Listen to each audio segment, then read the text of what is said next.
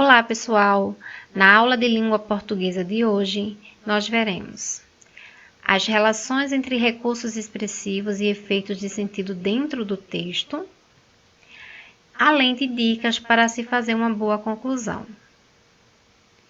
O que serão essas relações entre recursos expressivos e efeitos de sentido? Como assim? O que são recursos expressivos e efeitos de sentido?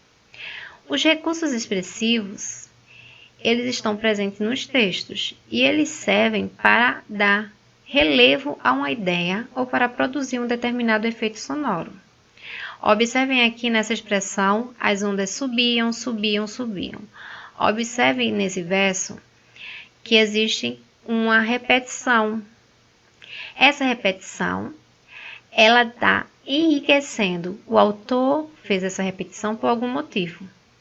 Então, nós iremos trabalhar agora esse descritor para que você entenda o objetivo do autor.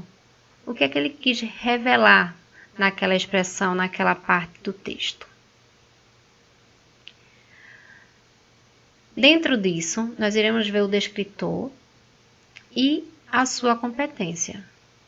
Reconhecer o efeito de sentido decorrente da escolha de determinada palavra ou expressão dentro do texto.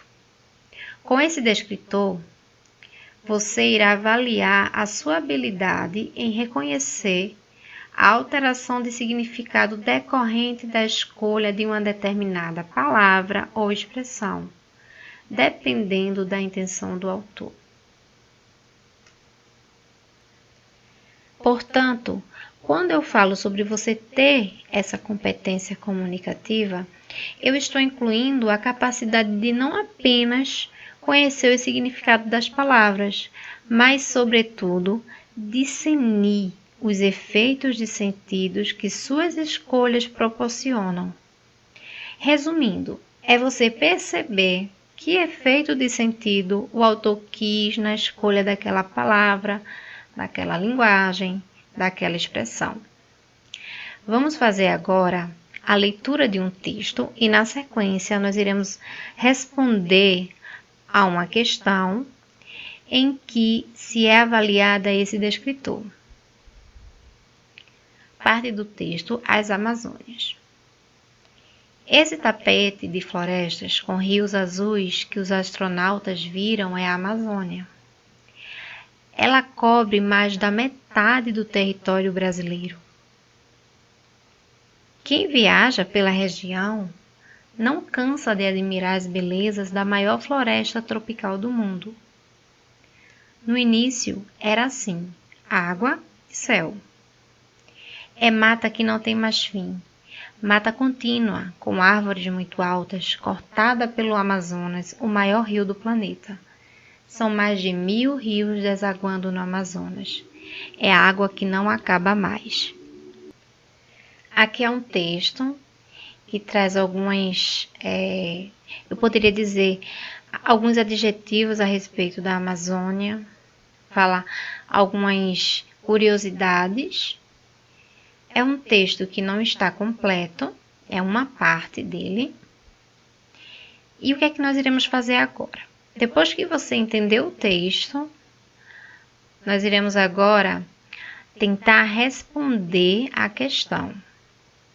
A questão diz o seguinte: no texto, o uso da expressão água que não acaba mais revela.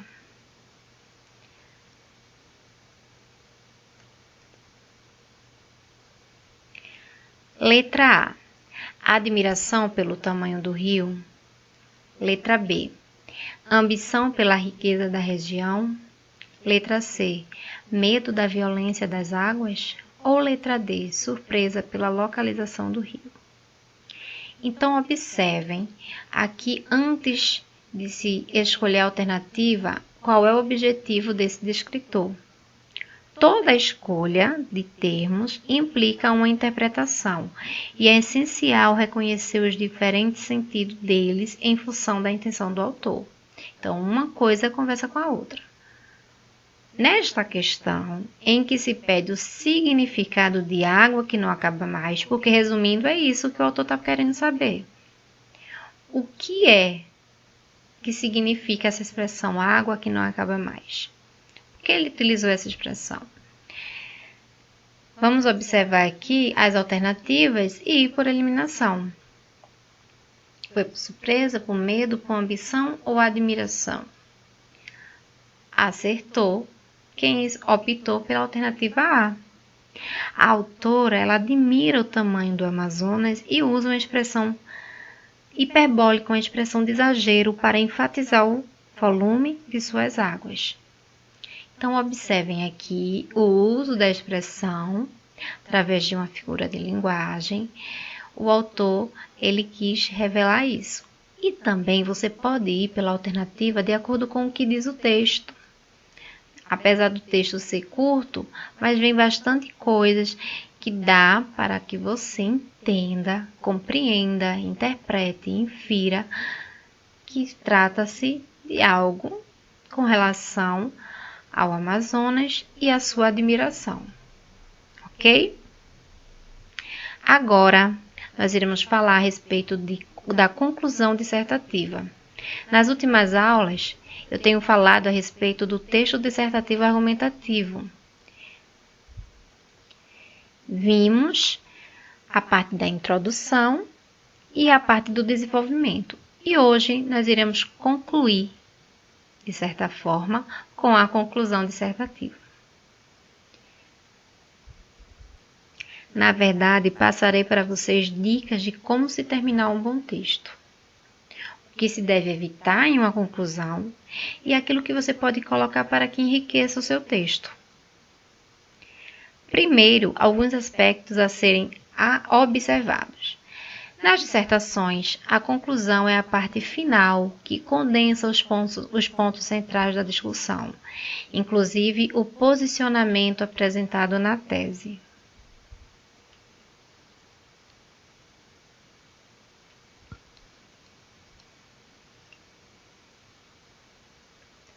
Como assim tese? Essa retomada da tese é importante relembrarmos. A tese foi algo falada na parte da introdução. É importante que ao terminar a leitura, o leitor tenha total clareza quanto à tese ali defendida, ou seja, reforçar na conclusão o seu posicionamento, tendo coerência com o que foi escrito. Se você está abordando um tema e ali você está mostrando que é a favor, então na sua tese, lá na introdução, deve conversar com a sua conclusão, com o seu fechamento, com a sua opinião crítica. Ok? Então aqui, nós hoje iremos ver de forma geral as conclusões precisam seguir os seguintes elementos.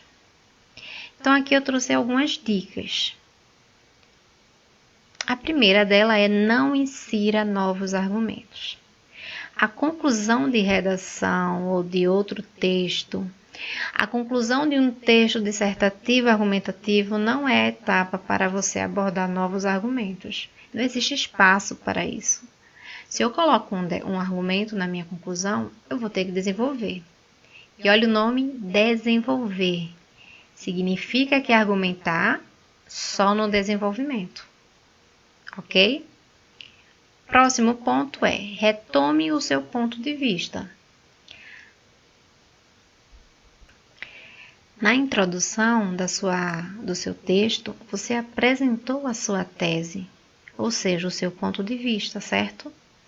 Aqui, você deve retomar de forma objetiva e direta, lembrando que eu estou concluindo. Então, eu tenho que ser bem objetivo e bem direto, realmente reforçando aquilo que eu venho defendendo desde o início do texto. Próxima dica é, apresente uma solução ou destaque um ponto.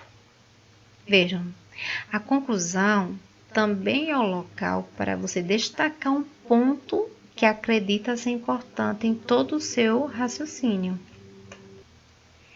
Exemplo, você pode expor uma proposta de solução para o problema abordado. Eu sempre falo que na conclusão eu mostro a minha opinião. Eu exponho a minha opinião, seja ela contra ou a favor. Próximo ponto, próxima dica. Ser prolixo. Como assim? O que é ser prolixo? Ser prolixo é alongar a ideia e escrever demasiado. Isso é um erro muito comum. A conclusão deve ser o contrário. Na conclusão, eu não vou me alongar. Esse é o momento em que eu irei ser bastante preciso nas minhas palavras. Eu irei ter que escolher com muita clareza as palavras para que eu possa ser bem direta. E a última e não menos importante é repetir o que já foi dito. Nossa, repetir palavras, expressões, ideias é um erro grave. Isso acontece muito quando não se tem segurança sobre o tema. E então, o que é que acontece? A pessoa repete as ideias, fica repetindo até dar aquela quantidade certa de linhas. Fazer um texto dissertativo, argumentativo, é um texto em que você vai escrevendo, esquecendo aquela quantidade mínima de linhas que tem que se fazer. Senão não flui, não dá certo. A dica principal é essa, é você estar por dentro do assunto. Eu só posso defender algo quando eu conheço. Da mesma forma que eu só posso criticar algo tanto no lado positivo quanto no lado negativo. Observem essas palavras, essas repetições. E quando eu falo repetições de palavras, eu estou me referindo no geral, não só às idênticas, né? Eu estou falando de todas. Eu estou falando dos sinônimos também. Ok? Então, façam o seu texto dissertativo. Observem a conclusão de vocês. E eu espero que tenham entendido com essas dicas. E até a nossa próxima aula de língua portuguesa.